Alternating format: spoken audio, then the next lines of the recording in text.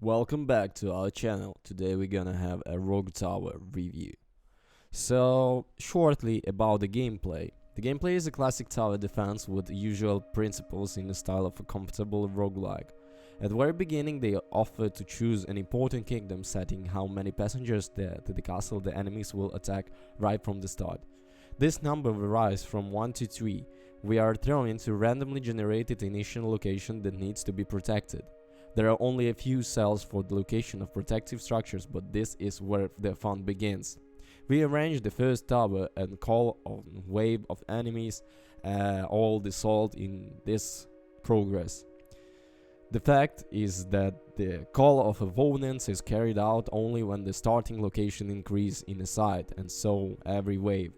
And the new locations are waiting for a variety of surprises and can find a wine or to repair the main building of mana deposits developing, which we supply the towers with powerful attacks if we pump it. There were a lot of variations.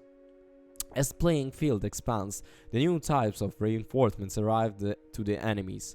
I also noticed that you can open locations with special buildings, and these buildings will generate special enemies, for example as cemetery and ghosts.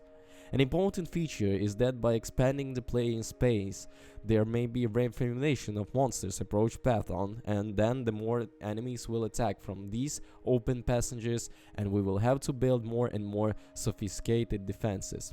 Branches can contain other branches, and there are more and more of them. All unlocked cells randomly generate objects and various of new passages. This is perhaps the first such project in the genre for me, where the placement of towers should take into account the prospects for increasing the playing field, and it's not enough just to stick appropriate protection in the good places. There is always a scratching of communications. The game has a very large number of type of towers. The properties of each structure, including the attack radius, can be seen in the description. Here for gold we upgrade buildings. In addition, defensive buildings are pumped by themselves, simply by attacking opponents. Spamming towers will not work to the piece of each subsequent buildings increase dramatically. Each tower can be forcibly configured to attack targets of interest to us with 3 priority levels. There are a lot of variations. You can beat by the headline, the most armored, various wounded animals, and so on. By default, buildings attacks they don't see first. The first is not only a good idea. For example, a ram can roll behind a crowd of simple orcs, which will cause a lot of trouble. It's worth noting that the main improvement of the new type of building notched here. Those improvements that drop out during session is that special details, the global development tree.